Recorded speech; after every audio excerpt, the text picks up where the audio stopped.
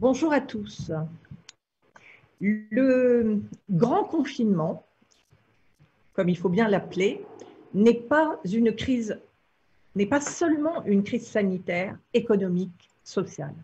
C'est aussi une crise culturelle. Nos esprits, comme nos corps, ont été confinés. Et même si les artistes ont utilisé toute la panoplie des outils numériques pour rester en contact avec leur public, c'est toute une filière, des dizaines de métiers, de productions, de projets qui se sont arrêtés. En France, il faut le reconnaître, 3 secteurs sont encore particulièrement affectés. La culture, la restauration, la justice. Alors oui, notre pays qui rayonne à travers le monde, grâce à son exception culturelle, par sa gastronomie, par les droits de l'homme, n'a pas jugé bon de citer comme travailleurs clés ses artistes, ses chefs, ses avocats. D'autres pays l'ont fait. Nous, non. C'est intéressant à souligner. Nous avons aujourd'hui le plaisir et l'honneur de pouvoir débattre avec des représentants du monde culturel, de confronter nos regards sur le passé récent et surtout l'avenir. Je remercie Charles Berling, bonjour, de nous faire l'honneur de prendre 1 heure de son temps et de la passer en notre compagnie. Son regard d'acteur, de metteur en scène, de réalisateur, de scénariste est précieux. Vous avez dit récemment que vous vouliez apprendre à ne pas être dans la surconsommation. Et un point intéressant à souligner aussi, en mai, vous avez joué une pièce dans La solitude des champs de coton de Bernard-Marie Coltès. C'est intéressant parce que cette pièce fait référence à l'esclavage, aux inégalités sociales. Ce sont bien des thèmes qui résonnent particulièrement aujourd'hui au moment où nous nous parlons. Nous accueillons également Caroline Delaude, avocate et présidente de la plateforme de mécénat participatif ProArti. Bonjour. Je salue également Madame Léa Morgan, chargée de mission mécénat au ministère de la Culture. Toutes les deux pourront nous parler du rôle central du mécénat dans le développement des projets culturels qui vont avoir besoin du concours de tous. Ce débat a été préparé par 2 élus du Conseil national des barreaux, Madame Mikim Yang-Paya, avocate au barreau de Paris. Bonjour Mikim. Et Monsieur Éric Goiran du barreau de Toulon. Bonjour Éric. Ils vont tous les 2 pouvoir interagir et répondre à vos questions. Et le tout animé comme d'habitude par Monsieur Xavier Autain, avocat au barreau de Paris et président de la commission communication institutionnelle du Conseil national des barreaux. Bonjour Xavier. Je vous remercie à tous et la parole est à Xavier Autain.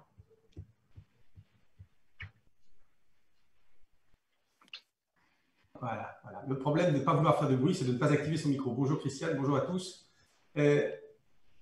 Nous avons décidé de faire ça à l'initiative d'Éric et de Mikim sur la culture, et je crois que c'est bien parce que, comme le disait Christiane Ferrachul, ce sont des arrêts nets qu'ont subi ces secteurs.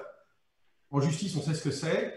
En culture, il est bien que nous prenions conscience de ce qui s'est passé, et je crois qu'on va commencer par un petit tour d'horizon pour que chacun puisse nous faire un état des lieux.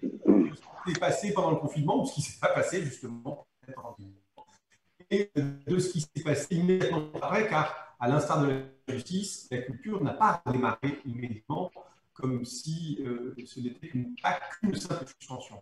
Je crois qu'il est qui est au cœur de ça, en tant qu'acteur, en tant que directeur de scène, Charles Berling, je vous laisse la parole pour nous dire un peu votre vécu et votre état des lieux. Bonjour à tous. Il faut que vous branchiez votre micro, vous faites la même chose que moi, Charles. Votre Bah, micro. il est branché, il est branché. Vous m'entendez pas là? On ne vous entend pas. Mais on ne Merde. va pas tarder à vous entendre. Allô, vous m'entendez là? Oui, oui, on vous Est-ce entend. qu'on peut Vous m'entendez? Bon, activer très votre bien. micro à votre place? Non. C'est bon? Allô, allô? Bah, moi, Alors, je vous entends très bien. Oui, moi je vous entends également. Bon, on ne vous entend pas, alors Charles. En Ah attendant bah, que votre pourtant... micro se réactive, on va peut-être, je ne sais pas comment on peut faire. D'accord, mais bon, moi j'ai mon micro est branché, hein. Mais bon, alors Là, c'est difficile. est-ce que tout le monde entend? Oui. Oui, Oui. oui, oui, Xavier. Bon, alors, si On tout le monde entend, on y va. Paul Berling. Alors, Allons-y, pardon, non, Charles. bon, alors d'abord, premièrement, je voudrais féliciter le barreau et puis je trouve que c'est très important que dans la société, on sorte de réseau de spécialistes et qu'on se connecte plus les uns avec les autres. Donc, je suis toujours très heureux de converser avec d'autres professions que simplement la culture. Donc, déjà, merci de votre accueil et bravo. Alors, pour aller vite, parce que je sais qu'on est plusieurs, je voudrais dire que, comme d'aucuns le sait, c'est-à-dire à partir du 16 mars, toutes les activités artistiques de production, évidemment de spectacles vivants, se sont arrêtées brutalement. Moi-même, j'étais en tournée au Maroc avec des textes de Christiane Taubira et j'ai dû cesser immédiatement de jouer. Je suis donc rentré à Toulon où je dirige une scène nationale qui s'appelle la scène nationale Liberté Château-Vallon et j'ai pu avec toute l'équipe, préparer et travailler sur ce confinement. Première chose que je voudrais dire, c'est que nous sommes une institution culturelle et en tant qu'institution culturelle, il était impératif, puisque beaucoup de gens dépendent de nous. On l'a entendu dans les médias, il y a au moins 1 300 000 personnes en France qui travaillent pour la culture. Et parmi ces gens, il y a beaucoup de gens qui sont des gens, je dirais, qui ne sont pas reliés à une institution, donc qui n'ont pas de revenus fixes et c'est parce qu'ils travaillent qu'ils vont. Donc ça s'est totalement écroulé pour eux. Et nous, les institutions culturelles, je dis, nous avons le devoir de soutenir cette filière le plus activement possible. C'est ce que nous avons fait. Ça a fait du télétravail, un petit peu comme là on est aujourd'hui, c'est-à-dire on l'entend, c'est pas toujours facile de communiquer. L'autre jour, je parlais avec Boris Cyrulnik qui dit, au fond, la relation directe d'être humain à être humain permet de lire sur les visages. La vidéo n'est pas aussi précise que nos yeux, donc bref. Mais en télétravail, on a pu encaisser, disons, en tant qu'institution culturelle. Moi, comme artiste, je devais faire un tournage, ça ne s'est pas fait, et ainsi de suite. Donc, je mesure la difficulté, l'effondrement que ça a produit dans le monde culturel. Et ce que j'ai dit déjà, et après je vais finir là pour cette présentation, c'est que pour moi, il nous a manqué de la part des politiques, du ministère de la Culture en particulier, mais aussi du président Macron, je dirais, une vision plus à long terme et la considération que la culture n'est pas un bien de consommation comme les autres, c'est une exception culturelle, c'est-à-dire que c'est un bien commun. Et dans ce sens, pour moi, il est nécessaire que les pouvoirs publics donnent des perspectives, même pendant la période du Covid, à plus long terme. Et enfin, pour finir, j'aime à relier, et je pense qu'il est nécessaire de relier la diversité culturelle avec la diversité naturelle, parce que cette crise du Covid a montré que beaucoup de choses étaient en relation et qu'il était très important de cesser de considérer que l'homme est disons, complètement indépendant de la planète et de la nature qui l'environne. Voilà pour... Merci. Comme notre animateur a un problème de micro, je vais prendre le relais le temps que son problème se règle. Donc, nous avons comme question, le Covid n'a-t-il pas changé le regard porté sur la culture, sur son rôle essentiel ou pas? Est-ce que j'aimerais bien faire un tour de piste pour avoir vos avis? Est-ce que, Madame Morgan, voulez-vous réagir là-dessus? Oui, tout à fait. Bonjour à tous. Pour répondre à cette question sur le changement de rôle peut-être de la culture et repartir de cette période du Covid, ce qu'on peut quand même noter dans cette période, c'est qu'il y a eu, moi je dirais tout d'abord, une forme de période d'incertitude en fait, qu'on a trouvé très marquante avec, d'une part, l'arrêt des expositions, l'arrêt des spectacles, la fermeture des structures d'accueil, et aussi une période de flottement, parce que enfin, les établissements ne savaient pas quand est-ce qu'ils allaient annuler, jusqu'à quand ça allait être annulé. Et ensuite, il y a aussi eu du côté des entreprises, que moi je m'occupe aussi essentiellement du mécénat, donc j'ai cette double vision, un arrêt de l'activité économique qui a pu poser problème et renforcer du coup cette période d'incertitude. Période d'incertitude qui maintenant enfin, débouche aussi sur une période d'inquiétude. Euh, D'inquiétude, on va dire aussi enfin, du côté entreprise. Voilà, je vais reparler de mon domaine, mais vous savez qu'en France, le mécénat, c'est souvent un mécénat de projet. Et en fait, quand les expositions sont à l'arrêt, quand les spectacles n'ont pas lieu, les entreprises doivent en rendre compte également à leur conseil d'administration. Et du coup, période d'inquiétude sur voilà, des questions. Est-ce qu'il n'y aura pas un changement stratégique au moment de la prise de décision des entreprises à un moment donné vis-à-vis du mécénat culturel, en fonction aussi des choix sociétaux et des besoins prioritaires comme la santé. Donc il y a ce regard-là à avoir, et puis aussi une inquiétude, je pense, de la part des structures culturelles euh, qui, pour certaines, sont dans des économies très fragiles. Notamment, il y a des grosses difficultés aussi, nous on peut le voir sur des petites structures et sur les territoires. Mais ça, je pense qu'on en reparlera aussi. À noter aussi le partenariat que le ministère entretient de longue date avec le Conseil national des barreaux. Et là, j'en profite pour lancer aussi un appel parce que vous êtes très présents, vous, avocats, sur les territoires, et vous participez aussi à pouvoir provoquer une sorte de réveil, en fait, des consciences culturelles sur les territoires pour faire en sorte que demain, il y ait aussi une aide qui soit apportée à ces structures-là. Et je vais terminer sur une note peut-être un peu plus positive parce que la crise, c'est aussi pour moi, enfin, j'y vois aussi une opportunité de changement et d'évolution, mais je pense qu'on y reviendra, que ce soit sur le mécénat ou sur la place de l'artiste. Et voilà, je pense qu'on y reviendra.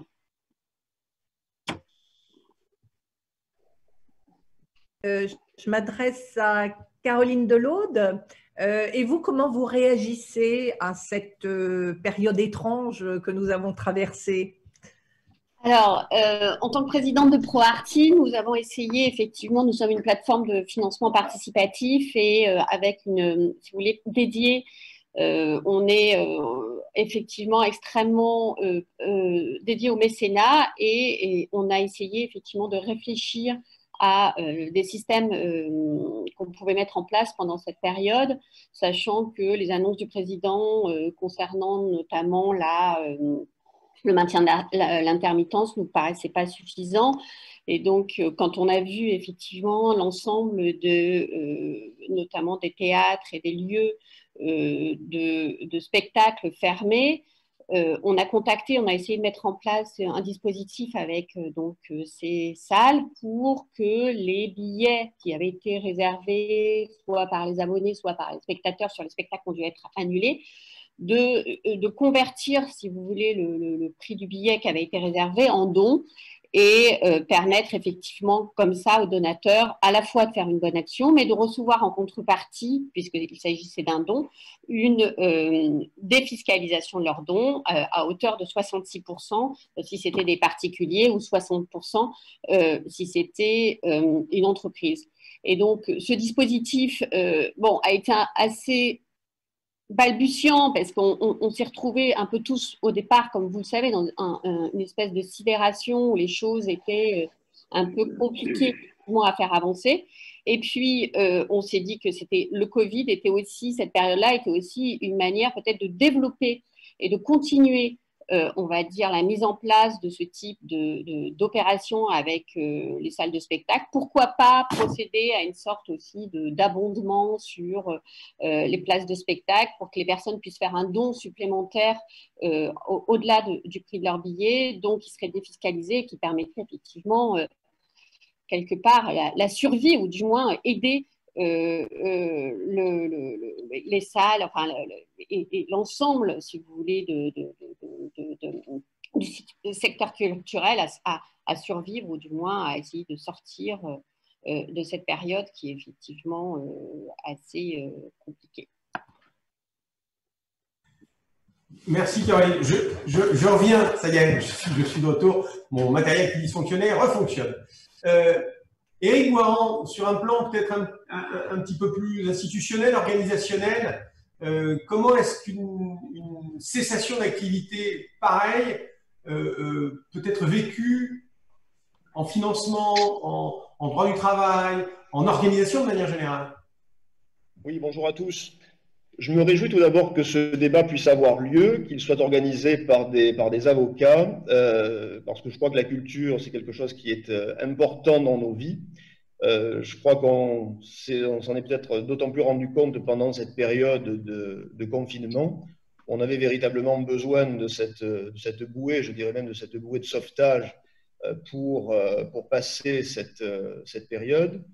Alors, bon, Charles nous parlera de l'aspect beaucoup plus culturel, mais nous sommes des avocats et c'est vrai que nous sommes également sensibles, et c'est notre métier aussi, à l'aspect, je dirais, organisationnel, parce que c'est vrai que du jour au lendemain, certains l'ont dit déjà, tout s'est arrêté.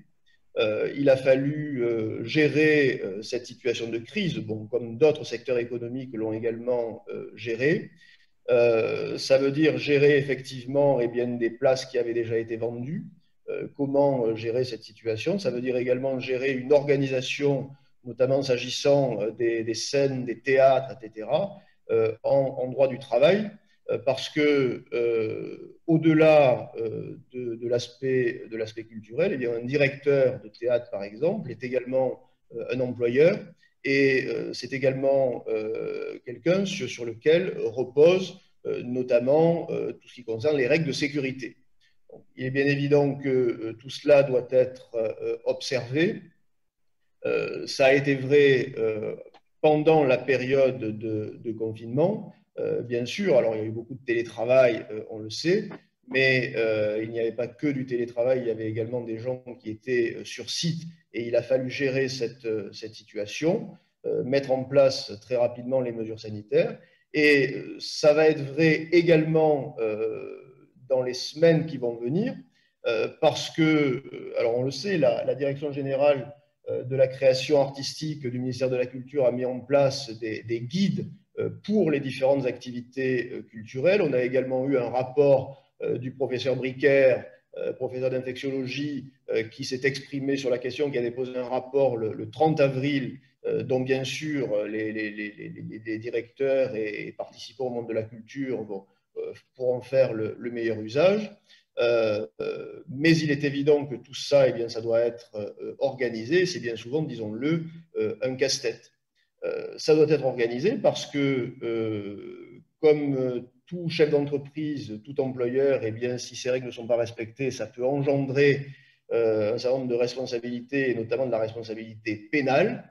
Donc, il faut être bien évidemment très attentif à tout cela, puisque, bien évidemment, eh bien, on va gérer de la ressource, des ressources humaines, des salariés, bien sûr, mais également un public qui va, et on l'espère, très rapidement, de nouveau se rendre dans les salles de spectacle dans les semaines, voire dans les mois qui viennent. Et en toute hypothèse, on l'espère à partir du mois de septembre. Voilà. Donc, je crois qu'au-delà des problématiques culturelles, dont d'autres parleront beaucoup mieux que moi, il y a également cet aspect, me semble-t-il, organisationnel qui est extrêmement important parce qu'il peut avoir des conséquences qui sont également importantes. Kim, tu peux nous donner de la même manière ton analyse et ton point de vue? Oui, bonjour à toutes et tous.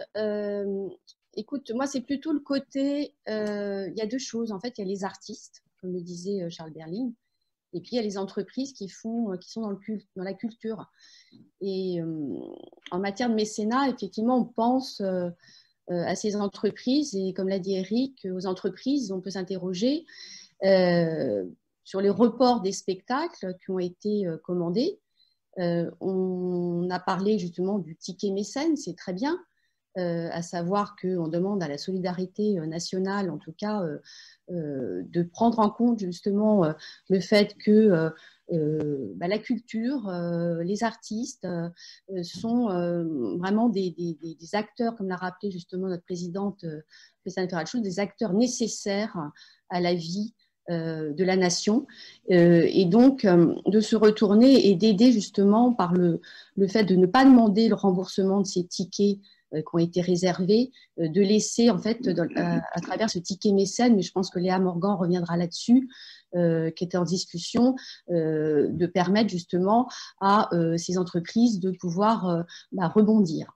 Et puis après, il y a les artistes aussi, parce que à travers ces tickets qui ont été réservés, il y a aussi les artistes. Par exemple, on a vu, il y a beaucoup de chanteurs qui ont enregistré, qui ont donné gratuitement, qui se sont produits et qui nous ont accompagnés pendant ce confinement par leurs chansons, par des pièces de théâtre qui ont été mises en ligne, des plateformes aussi qui ont bien profité aussi de la retransmission de concerts, de pièces de théâtre, etc. Et je crois qu'il y a quand même une action aussi à mener et qui est faite et qu'il va falloir qu'on appuie justement. Léa, vous disiez, nous avocats, d'être porteurs justement de ce message en région et de dire qu'il faut intervenir pour que ces plateformes aussi puissent reverser un montant de leurs droits aux artistes pour leur permettre justement de passer le cap. Parce que en ce qui concerne les intermittents du spectacle, c'est vrai, c'est un petit peu, voilà, c'est vrai que l'année blanche, les 507 heures à faire jusqu'au 21 août 2020, de toute façon, pour eux, ce sera, même s'il n'y avait pas eu cette disposition, ce n'était pas très difficile à mener. Donc, je pense qu'effectivement, il faut rappeler, alors on a vu, vraiment, on a été très solidaires de nos personnels hospitaliers, des hôpitaux, et comme dit Léa, le risque, c'est que maintenant, les entreprises se reportent justement dans le cadre de leurs dons envers ces institutions hospitalières. Alors, il va falloir justement haut et fort porter cette voix, que le monde de la culture est un monde nécessaire, en tout cas, au bien-être et à l'esprit de la population. Merci Mikil, tu es exactement dans le tempo, puisque il y a justement une question qui se pose et qui se pose de manière générale, elle va être, je crois, en fil rouge. Est-ce que les cultures comme la justice ne font pas face à cette même difficulté de démontrer la valeur de l'immatérialité? On l'aura en fil rouge, mais ce que je voudrais avoir poser comme question à Léa, c'est Léa, là, il va falloir reconstruire financièrement, relancer financièrement. Vous pouvez nous dire un mot du ticket solidaire que Miki m'évoquait. Et puis après, moi, je voudrais entendre Charles sur comment est-ce qu'on se relance, justement. Comment est-ce qu'on se relance, mais sur un plan financier, de construction, de création. Léa? Oui, merci de me redonner la parole. En fait, cette période de crise, ça a aussi permis d'avoir pas mal de réflexions sur comment aider au mieux les structures et les artistes. Et un des biais à cela reste quand même le mécénat et ce lien finalement qui existe entre public et privé et qui s'est fait au fur et à mesure des années depuis le vote de la loi de 2003.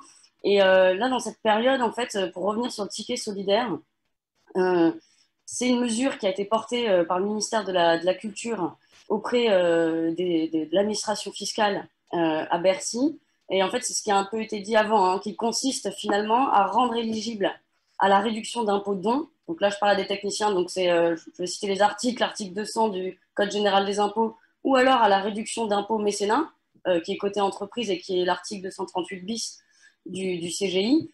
Donc c'est de rendre éligible à cette réduction d'impôt la renonciation à demander le remboursement d'un ticket lorsque l'organisme qui a vendu le ticket entre lui-même dans le champ de l'intérêt général. Je ne sais pas si je suis dans c'est assez clair. Par contre, il faut bien retenir qu'il y a deux conditions à ça, puisqu'il y a réduction d'impôt à la clé, et qu'il ne faut pas l'oublier, il faut qu'il y ait une vraie intentionnalité, comme dans le don. Donc, il faut qu'il y ait une vraie intentionnalité de la personne qui doit marquer le fait qu'elle renonce à son remboursement pour que ça puisse être considéré comme un don. Et il ne faut pas que le ticket non plus ait été acheté par le biais d'un intermédiaire. Il faut qu'il ait été acheté directement auprès de la structure. Voilà. Ok, merci de cette précision. Ouais. Charles, je peux rebondir. Je peux rebondir sur ce que vous appelez le ticket solidaire, sur les remboursements et donc sur les dons qui ont été faits. D'abord, bonne nouvelle pour nous, c'est-à-dire que le public réagit extrêmement bien, c'est-à-dire qu'on a constaté qu'il y avait au moins à peu près un quart des gens qui renonçaient au remboursement de leur billet pour justement être solidaires des institutions publiques et par ricochet et par conséquence, et c'est le plus important, vis-à-vis des compagnies, des artistes et de tous les indépendants. Donc ça, c'était une très bonne nouvelle. Nous, on a créé déjà il y a plusieurs années le billet suspendu, qui est là, c'est un billet solidaire pour les, c'est-à-dire ça s'appelle, c'est-à-dire là aussi avec les déductions fiscales, ça permet à quelqu'un d'acheter un ticket pour lui et un ticket pour quelqu'un qu'il ne connaît pas, mais qui lui justement n'a pas les moyens d'en acheter. Donc ça marche aussi très bien. On s'est inspiré du café suspendu qui avait été créé en Italie. Bon, donc ça c'est ensuite pour revenir à qu'est-ce qui va se passer et qu'est-ce qui est important pour nous, c'est-à-dire c'est de voir d'une part que là, nous, à la scène nationale Liberté Château-Vallon, on va ouvrir, on ouvre dès demain nos portes à quelques 100, 200 personnes. Donc, moi, j'ai toujours dit qu'il fallait considérer les directeurs d'institutions comme responsables. Donc, on a été responsable avec Vigipirate, on est responsable avec le Covid, c'est-à-dire on peut appliquer en fonction du terrain, en fonction de notre spécificité d'organisation dans l'institution, des règles sanitaires qui permettent de protéger les spectateurs et de pas être, de pas faire n'importe quoi. Donc ça, on le fait. On va ouvrir nos portes dès le mois de juillet pour faire des concerts. Là, ça va commencer avec des compagnies régionales qui font de la danse, mais ça veut dire que c'est possible. Et surtout, on constate que le public répond très massivement, c'est-à-dire que tout de suite, les standards sont assiégés de demandes. Ça veut dire que, et là je rejoins ce que vous disiez, et ce qui m'intéresse beaucoup, c'est l'immatérialité de nos métiers, que ce soit vous les avocats ou nous la culture, c'est-à-dire comment est-ce que la société doit considérer que ça n'est pas un consumérisme, que c'est justement un partage, que nos métiers sont la justice, n'en parlons pas. Moi qui ai joué, j'ai joué le personnage de Badinter, donc je sais ce que ça veut dire. J'ai rencontré beaucoup d'avocats, et bien nous apportons de la valeur, et une valeur qui est fondamentale à la civilisation, qui est fondamentale à ce qu'est l'être humain et qui dépasse de loin la simple consommation. Et il faut faire admettre, disons, au pouvoir public que ces valeurs-là, cette immatérialité-là, elle est plus que fondamentale. Elle est un bien totalement nécessaire et elle doit être protégée en tant que telle. Et je vois que quand nous ouvrons nos portes, eh bien, les spectateurs comprennent ça, ressentent ça et ont la nécessité de revenir. Donc ça s'est fait. J'ai tous mes collègues de la région sud, les Dominique Musée, Daniel Benoît à Nice, ou Muriel Mayette, ou Macha Makayev à la Criée, tout le monde constate qu'il y a vraiment une demande très forte de la part du public, que c'est loin d'être, n'est-ce pas, ce qu'on aurait pu croire ou ce qu'on a pu entendre, une sorte de frilosité parce que nos lieux seraient… Non, au contraire. Et je pense que le public a conscience, a compris que les directions de toutes ces institutions, eh bien, sont responsables. Et moi, j'ai regretté que pendant cette crise, on nous traite un peu de façon infantile. Merci. Ce que vous dites ouvre une perspective. Effectivement, est-ce qu'avec la crise, il n'y a pas deux phénomènes? Le premier qui est celui d'un éloignement. La culture, c'est de la proximité, c'est du lien humain. Est-ce que l'écran n'est pas une distance qui rend le lien culturel plus compliqué à terme? Dans un premier temps, la culture vient chez les gens, mais après, est-ce qu'il ne faut pas que les gens aillent la chercher? Ça, c'est la première question. Et la seconde, qui s'intéressera peut-être plus aux juristes, c'est comment se passe le rapport à la culture où pendant 3 mois, les gens ont été dans une quasi-gratuité et où ils doivent redevenir aujourd'hui des acteurs payants de cela. Mais sur la première, sur ce lien humain qui, par l'écran, par définition, s'éloigne. Comment l'artiste que vous êtes le vit? C'est-à-dire, au fond, très, très curieusement, et je dirais que, comme le disait Léa tout à l'heure, et c'est intéressant, c'est-à-dire que oui, le Covid nous demande de repenser et nous demande, au fond, repenser, ça veut dire considérer, mieux penser l'avenir et la pérennité de ces institutions, la pérennité on parle de la justice, on parle de la culture, c'est-à-dire c'est fondamental de pouvoir aujourd'hui jeter des bases pour les générations suivantes, c'est-à-dire avec une vision, encore une fois, qui soit à long terme. Et dans ce sens-là, le lien que ça crée, et on l'a vu dans la société en général, et pour beaucoup de domaines d'activité de la société, le local, le territorial, qu'est-ce que le territoire? Qu'est-ce que nous avons à défendre? Des gens comme Bruno Latour en parlent extrêmement bien, c'est-à-dire que oui, la mondialisation, que je ne rejette pas du tout, mais crée parfois un flou territorial qui ne permet plus de défendre au fond nos valeurs. Et ça, il faut arriver à le repenser, il faut arriver à le reconsidérer.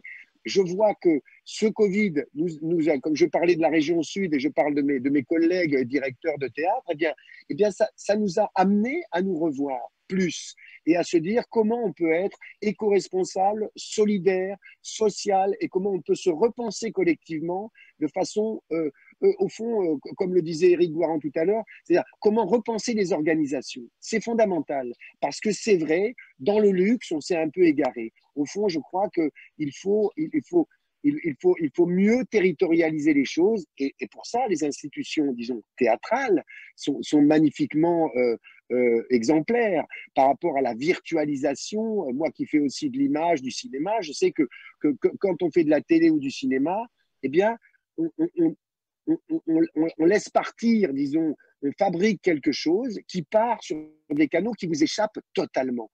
C'est-à-dire qu'on ne sait pas qui vous regarde, on ne sait pas on ne sait plus à qui on parle. Alors que les institutions territoriales ancrées comme ces institutions culturelles sont vraiment des vecteurs de liberté parce qu'elles permettent à des communautés humaines de se retrouver, d'échanger. Là, on prépare à la rentrée une grande thématique qui s'appelle Passion bleue, parce que c'est une interrogation sur la mer et les océans. Et on va convoquer tous les acteurs, n'est-ce pas, qui travaillent autour de la mer et les océans. Pas seulement les spécialistes, pas seulement les universitaires, pas seulement les artistes, pas seulement les pêcheurs ou pas seulement les yacht clubs et les fondations de la mer et ainsi de suite, mais tout ensemble. Parce que je crois que la relocalisation de la pensée, du spectacle, de la réflexion et du partage, tout simplement, est importante aujourd'hui. Et on le mesure encore plus avec ce qui est un outil supplémentaire, et tant mieux, la virtualisation, le numérique, ce par quoi nous discutons aujourd'hui, tant mieux, mais ça ne suffit pas. Merci. Relocalisation et à la fois internationalisation, puisque, on l'a vu, les abonnements à Netflix ont dû exploser. Et on est face à peut-être un modèle économique qu'il faut revoir, qui en tout cas sort un peu bouleversé. Caroline Delaude Alors, je ne sais pas si c'est en tant que présidente de ProArti que je dois parler là, puisque c'est plus d'un point de vue effectivement global. Est-ce qu'on parle effectivement d'internationalisation ou est-ce qu'on parle de globalisation? Moi, là, c'est une réflexion très personnelle. Moi, je ne suis absolument pas fan de Netflix et de cette consommation qu'on peut avoir de l'écran. Et je pense que, si vous voulez, je compare ça un peu à quand on va au supermarché et qu'on est très content d'en avoir plein le caddie. Mais est-ce qu'on a vraiment de la qualité? Pour moi, on n'en a pas. Et moi, je crois que, pour rejoindre ce que disait Charles Berling, je crois qu'il y a vraiment l'émotion.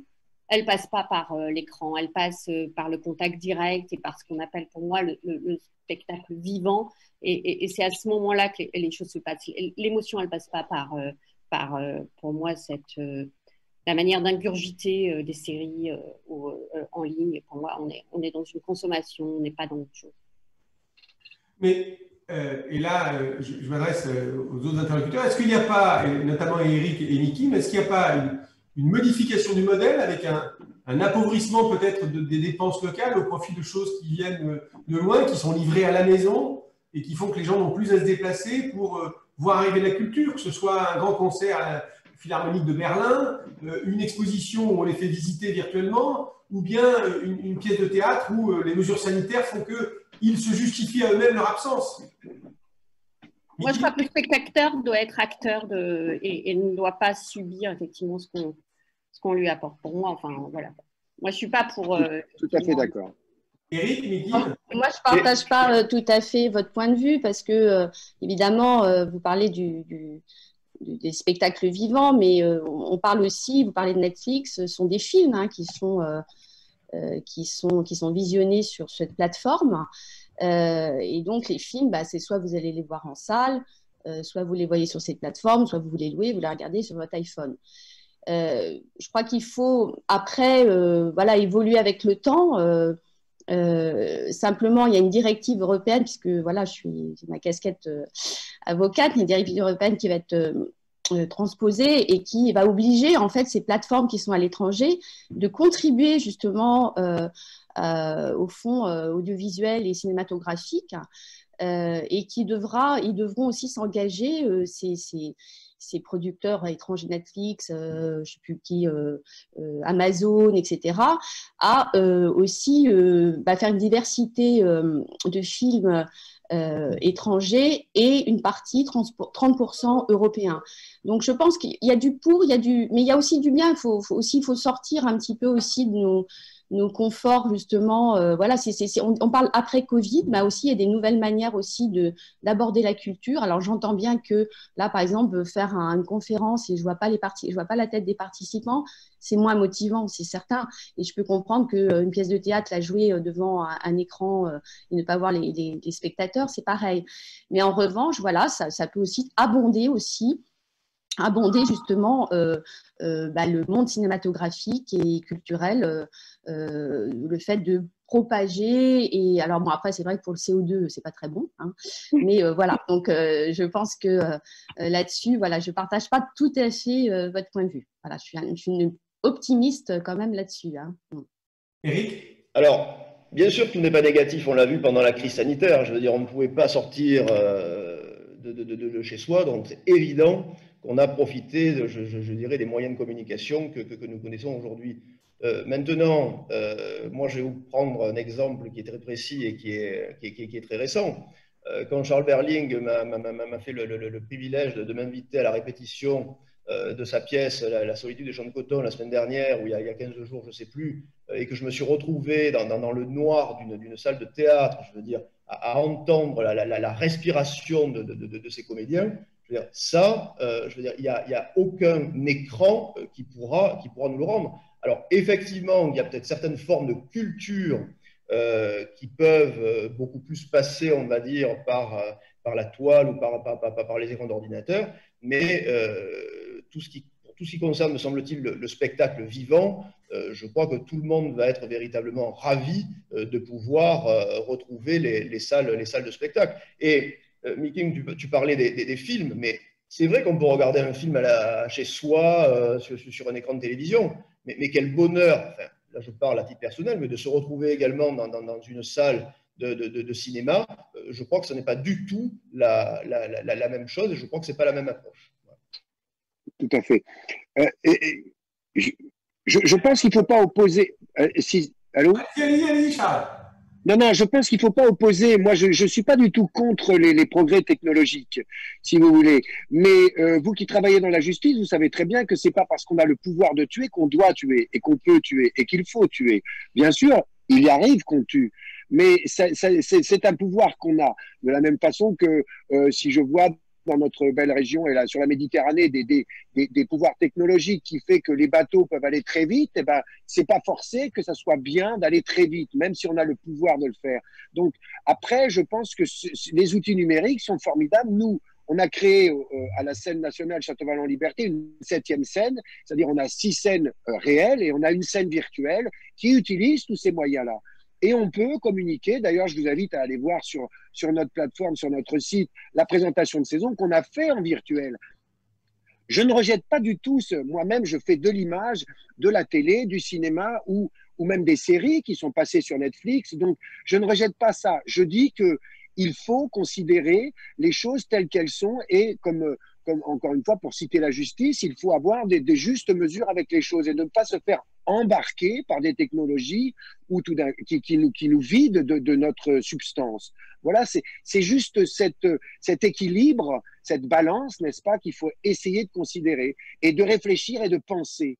Et il est vrai que certains lobbies, certains qui poussent au consumérisme, n'ont pas intérêt à ce qu'on réfléchisse, à ce qu'on soit libre et à ce qu'on pense à cet équilibre des choses. Ils ont intérêt à ce que ils veulent faire de l'argent et donc ils veulent faire consommer. Et ces tuyaux, parfois, comme Netflix ou ces grandes plateformes, disons, de vente en ligne d'images et de films et de séries, eh bien, peuvent parfois et doivent être contrôlés, doivent être régulés, parce que sinon, c'est le capitalisme, c'est-à-dire que c'est oui, ils vendent beaucoup, oui, ils font appel à ce qu'il y a de plus bas dans le désir des êtres de consommer de l'image et de se faire, de s'endormir avec certaines séries, parce qu'encore une fois, il y a des séries magnifiques, et moi, mais il faut un pouvoir de régulation, il faut le penser et le repenser, et continuellement, parce que sinon, on est victime de ceux qui, malheureusement, veulent juste faire de l'argent. Justement, si on est là-dessus, ça signifie que les moyens financiers ne sont pas du tout les mêmes et que les réponses, et notamment des mécènes, ne seront pas les mêmes. Léa, là-dessus, comment est-ce qu'on rééquilibre les choses? Ouais. Moi, je trouve ça très intéressant ce qui vient d'être dit, parce que finalement, en fait, on se rend compte qu'avec cette crise du Covid, il n'y a jamais eu autant cette nécessité, finalement, du lien social et de l'humain. Et en fait, je voulais revenir aussi sur cette partie-là du mécénat, parce qu'on a tendance vraiment à le voir sous le prisme fiscal, mais c'est pas que ça. Il y a un vrai lien humain, en fait, d'échange. Quand vous mettez des entreprises avec une structure culturelle, qu'elle soit publique ou alors associative, il y a des projets, en fait, qui évoluent suite à la rencontre, en fait, de ces deux mondes. Et c'est ça qui rend un petit peu aussi cette matière-là magique, en fait, entre guillemets. Et c'est vrai que sur ces questions-là, il faut revenir sur l'humain et la crise du Covid, parce que nous, on a réalisé au ministère de la Culture une série d'entretiens, hein, que ce soit avec les entreprises ou les établissements publics. Et ce qu'on a pu constater, c'est que finalement, en fait, elles se sont jamais autant parlé. Et qu'en fait, elles ne venaient plus dans des démarches parce qu'il y avait une question d'essence aussi, on n'allait pas prospecter alors que l'entreprise était en difficulté. Mais du coup, on nouait des liens qui étaient de plus en plus interpersonnels, où on essayait en fait finalement de prendre des nouvelles les uns des autres. Et donc, ça a permis de renforcer les liens et peut-être, après, ça débouchera peut-être sur d'autres projets. Et il y a des mécènes qui ont d'eux-mêmes dit, bah, écoutez, je ne sais pas où j'en suis économiquement en ce moment, mais sachez que je ne vais pas vous lâcher et je ferai tout pour ne pas vous lâcher, même si je dois diminuer, etc. Donc, il y a vraiment ce lien humain très fort qu'on peut noter. Et sur l'avenir de ce qu'on ressent, hein, de ce qui nous est dit, ce qui renforce cette idée de lien qui est nécessaire, c'est qu'on se rend compte que le mécénat à l'avenir va peut-être être de plus en plus collectif finalement, de plus en plus participatif. Il y a eu un bond aussi phénoménal du mécénat de compétences. Vous savez, c'est quand vous mettez des salariés à disposition et qui vont participer au travail de la structure. Et aussi peut-être un mécénat qui va être plus un mécénat d'accompagnement et moins de projets. Et voilà, c'est un peu ce que je voulais dire sur les évolutions mécénat. Merci Léa. Donc, ça correspond à ce que dit un des internautes, c'est-à-dire qu'il parle de permaculture, à l'instar de la perma-agriculture. Et si je peux juste rebondir deux secondes sur ce que vient de dire Léa, parce que je trouve que c'est exact. C'est-à-dire que nous, on travaille beaucoup sur le mécénat. Et le mécénat, ça n'est pas je te prends du pognon et puis je te mets ton nom sur l'affiche. C'est fini ça. Et ça n'est pas intéressant. Elle a très bien cerné la chose, c'est-à-dire c'est du participatif, c'est un échange de valeurs. Et nous, on travaille avec des boîtes sur le territoire de la métropole toulonnaise et c'est un échange de valeurs. Et c'est ce que les entreprises nous demandent, n'est-ce pas? On peut travailler avec le Printemps, avec Fortile, le réseau Mistral, et on va échanger des valeurs, on va partager des choses plus que de vouloir juste, comment dirais-je, pomper un peu d'argent par-ci, par-là. C'est pas là que ça se passe. Et c'est très intéressant ce qu'elle a dit. Vous vouliez ajouter quelque chose, Caroline? Oui, tout à fait. Voilà, par rapport aux jeunes artistes, et là, effectivement, avec ProArti, on essaye véritablement d'accompagner aussi, on est vraiment dans une logique d'accompagnement. Et moi, je pense également à tous ces jeunes artistes qui devaient se lancer. On a aujourd'hui, vous le savez tous, l'annulation d'Avignon. Et qu'est-ce que ça correspond pour tous ces jeunes artistes qui étaient en phase de présenter leur premier spectacle et qui ne vont pas pouvoir le faire cette année? Quel est leur devenir? Ils sortent d'école, etc. Qu'est-ce qu'ils vont devenir?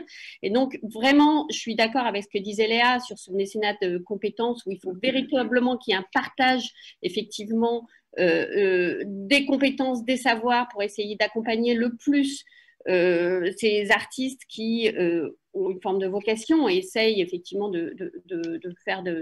d'en faire leur métier. Je rappelle que nous, enfin que ProArti, dans le cadre de ces interventions, avait réussi à collecter plus de 500 000 euros rien que pendant le Festival d'Avignon pour accompagner ces artistes.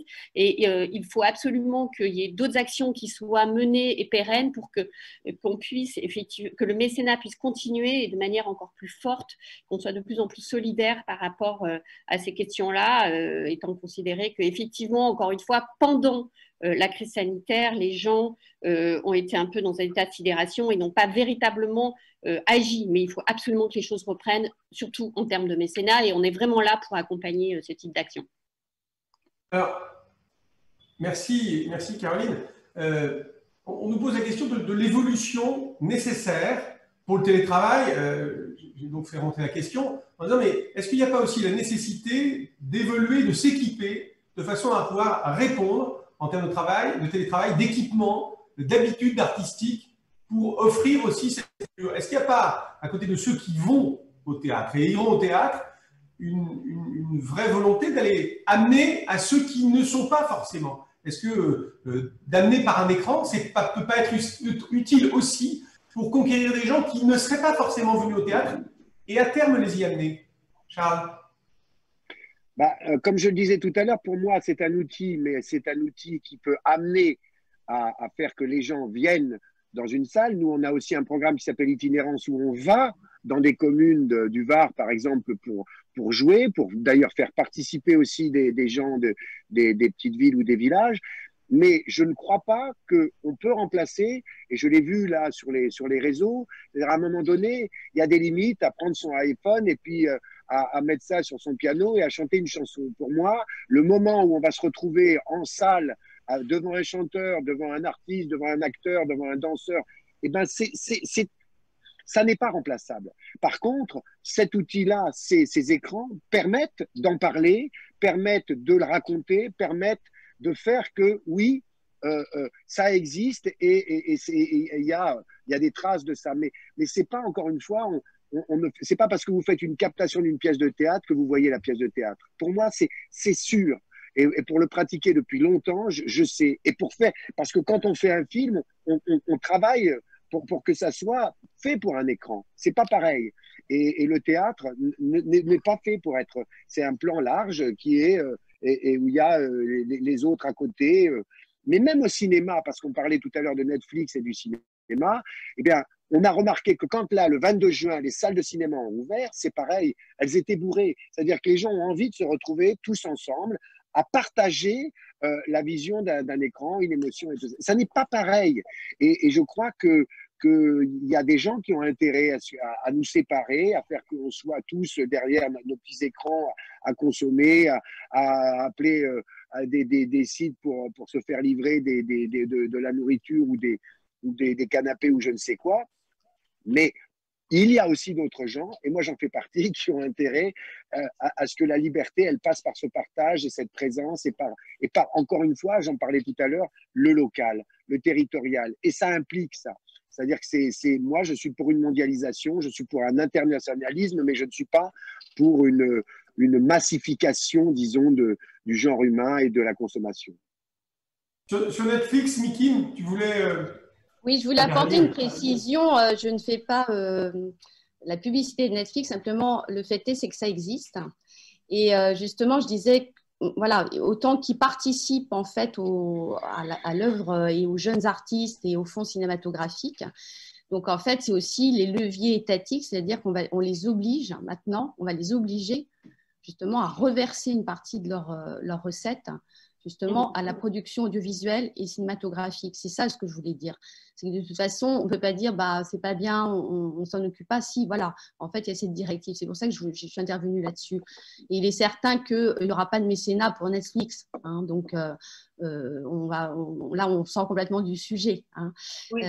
Mais autant profiter justement, puisqu'il y a les GAFA qui sont à l'étranger, même s'ils sont à l'étranger, mais ils vont devoir contribuer justement à promouvoir la culture européenne, en tout cas, ce qui diffuse sur le territoire européen. Eric, tu voulais poser une question à Charles Berling. Oui, on le sait, pendant la crise sanitaire, il y a eu des prises de position d'artistes qui, pour certains, ont considéré que le ministère de la Culture en faisait suffisamment, d'autres que le ministère de la Culture n'en faisait pas assez. Il y a eu une tribune qui est parue dans Le Monde le 30 avril, qui a été co-signée par certains artistes, et je crois que Charles avait décidé de ne pas la signer, puisqu'il avait une autre volonté ou une autre façon de voir les choses. Et je crois que ce serait important qu'il nous dise ce qu'il pense de cela. Si j'ai bien compris la position de Charles, mais il va nous le dire lui-même, c'était moi, ce que je veux, c'est très rapidement faire revenir les artistes et les faire travailler et les payer. Voilà. Si Charles pouvait nous en dire un petit peu plus là-dessus. Oui, c'est ce que j'ai dit tout à l'heure, c'est-à-dire, bien sûr, c'est bien de faire ce qu'a fait Macron dans le sens de préserver, de faire une année blanche pour les intermittents. Oui, on le sait que toute aide est forcément précieuse, mais il est fondamental d'avoir une vision à long terme pour la culture et encore une fois de le considérer comme un bien public de la même façon que la justice doit être considérée comme ça, la santé, même l'énergie, l'eau, l'électricité, c'est-à-dire c'est une chose collective, c'est quelque chose qu'on doit penser collectivement et qui ne doit pas être soumis à des lois trop, je dirais, consuméristes, trop capitalistiques, parce que sinon, donc moi je revendique je demande à ce qu'il y ait une pensée forte. Jack Lang a fait une très belle tribune dans Le Monde qui racontait ça, c'est-à-dire oui, nous devons penser à long terme. Et je dirais même que pour moi, la crise du Covid a mis en lumière que il y a un autre bien commun qui est fondamental, et là on y travaille, comme je le disais tout à l'heure, sur Passion Bleue, quand on travaille sur la mer et les océans, c'est la nature, c'est-à-dire c'est notre environnement, c'est la nécessité de repenser le monde de façon à ce qu'on n'aille pas dans le mur et à ce qu'on préserve la planète. Et ça, pour moi, la diversité naturelle comme la diversité culturelle, ce sont des biens précieux, mais qu'il faut protéger de façon en s'organisant collectivement, donc c'est politique. Voilà. Donc c'est quelque chose qui a lieu avec le politique. Et moi, ce que j'ai regretté, c'est que le ministre de la Culture, M. Riester, ne soit pas plus soutenu par son Premier ministre, par le Président de la République, et que quand on voit un président qui, parce qu'il parle de la culture, se tombe la cravate, se met en bras de chemise et prend des positions comme ça, et prend des attitudes un peu détendues, je dis comme l'a dit Fabienne Pasco dans Télérama, pourquoi il ne fait pas ça avec le CAC 40 ? C'est ça qu'on aimerait voir. C'est une désinvolture. Bon, donc après, il nous demande de nous réinventer, ce qu'on fait constamment. Il nous demande d'aller chercher de nouveaux publics, ce qu'on fait constamment, de travailler avec les écoles, ce qu'on fait constamment. Mais il ne faut pas réduire les artistes et la culture à une mission pédagogique, même si elle a aussi voilà. Et nous, comme Eric le sait, dans cette scène nationale, on fait beaucoup sur le territoire en direction des élèves, en direction de toutes les populations, etc. Et on en est fiers.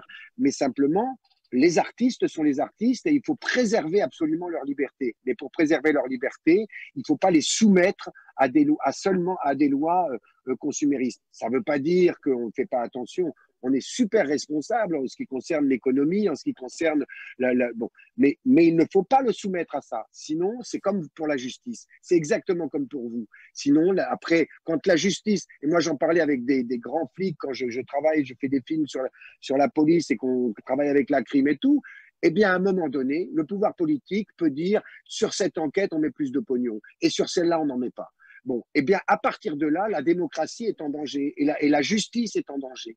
Donc, il faut savoir, comme on l'a vu pour l'hôpital, là, on l'a vu, à quel point, tout d'un coup, on dit « Ah ben non, mais l'hôpital, en fait, c'est magnifique, et puis c'est quelque chose que collectivement, on doit défendre, politiquement, attention, on y a trop touché et tout. » Mais la justice, c'est pareil, parce que la justice, ça nous pend au nez, c'est-à-dire, et vous le savez vous-même, travaillant là-dedans, c'est-à-dire que vous êtes dans une situation extrêmement difficile, parce que il faut le sortir de dire juste ça doit être rentable. Une justice qui doit être rentable, vous le savez très bien, c'est une justice qui commence à être manipulée. Merci, vous parlez d'or, puisque nous nous battons nous régulièrement pour que la justice ne soit pas gérée selon des critères budgétaires, mais selon des critères d'intérêt public. Un combat que le Conseil national des barreaux mène sous la présidence de Christian Ferral-Schul et même avant et continuera de mener après, car nous sommes très, très attachés à ça, mais comme vous pour la culture, comme les hôpitaux et comme d'autres choses. J'en viens plus terre à terre sur une des questions qui nous est posée. Et on nous dit, mais comment recréer du lien avec les enfants qui souvent ne voient qu'un peu de culture et par une tablette ou par en tout cas un support numérique? Comment est-ce qu'on ramène les enfants après une période où on les a protégés? Comment est-ce que ça se gère, ça, cette barrière sanitaire qui du coup crée une barrière supplémentaire dans l'accès à la culture, le spectacle vivant certes, mais aussi les musées, mais des tas d'autres choses. Comment est-ce qu'on peut... Alors je sais que vous faites œuvre pédagogique, je n'en doute pas vu l'engagement qui est le vôtre. Quels autres moyens peut-on mettre en œuvre?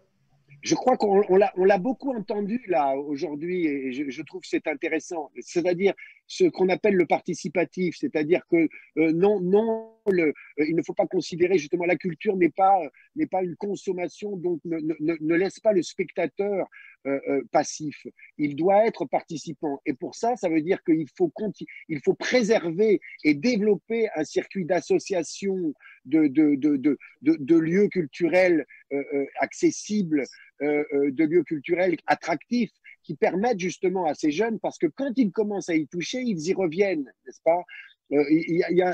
Et ça dépend évidemment de la politique, ça dépend de la défense du tissu associatif, et ça dépend de l'esprit qu'on réinvente justement sur cette notion de participatif. Et on l'a vraiment entendu là. Et je me réjouis d'entendre les participants de ce forum qui en parlent comme ça, parce que je crois que c'est vraiment une solution pour l'avenir.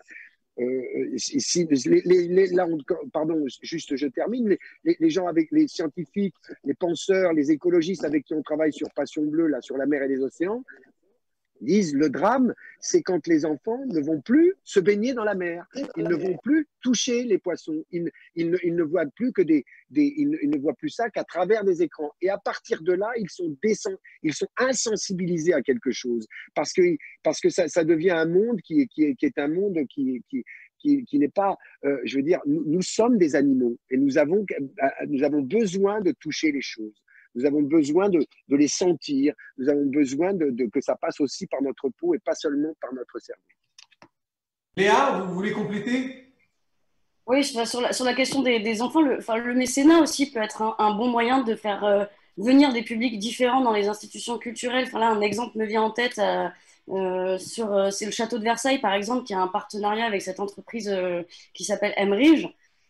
Où, quand je vous disais que ça fait du bien par moment, où en fait ils ont réfléchi ensemble et à un moment donné, vous savez que dans le mécénat, on peut bénéficier de contreparties de mise à disposition d'espace.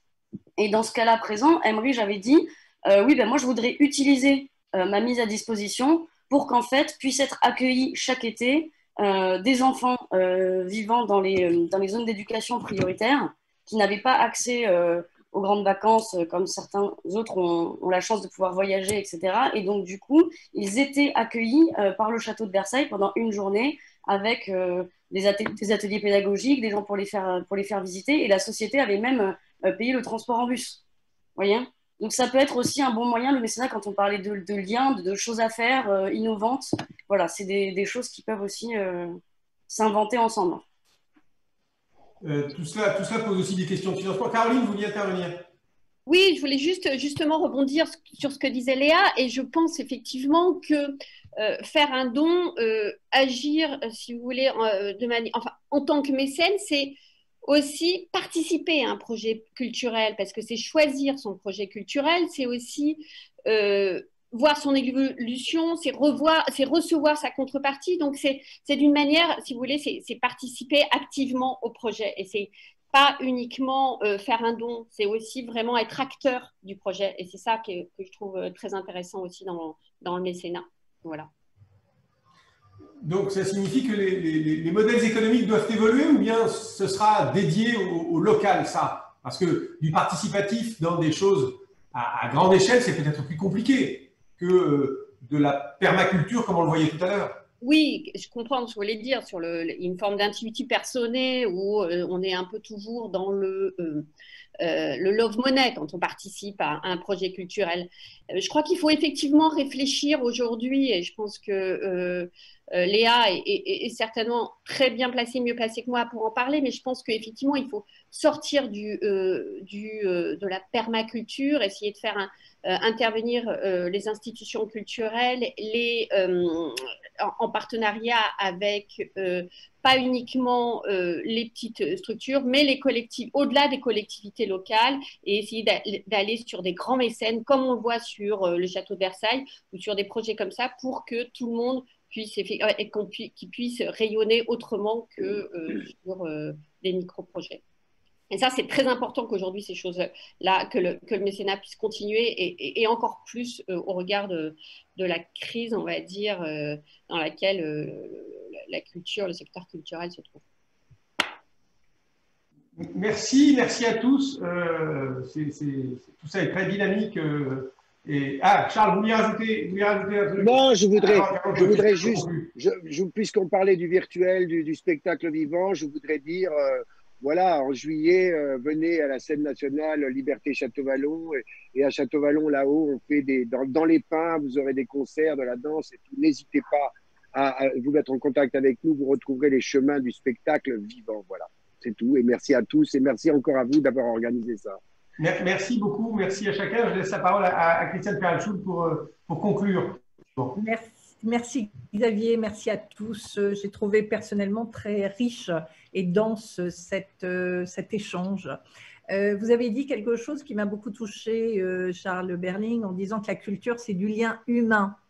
Il y a une citation de François Tcheng que j'aime beaucoup, qui est que la beauté, c'est un signe par lequel la création nous signifie que la vie a du sens. Et quand on parle de la vie, évidemment, on pense immédiatement à cette dimension humaine.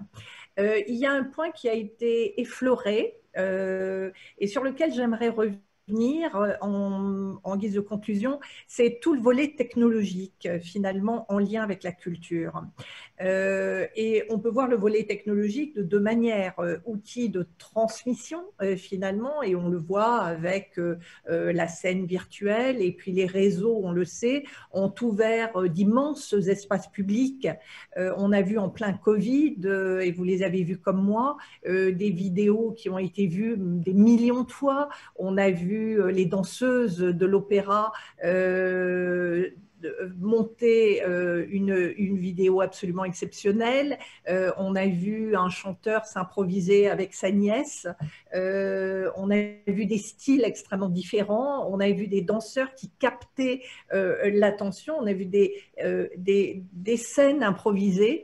Et j'ai vu des avocats, parce que les avocats aiment l'art et la culture, s'improviser chanteurs, acteurs, et donner rendez-vous à leurs confrères au quotidien.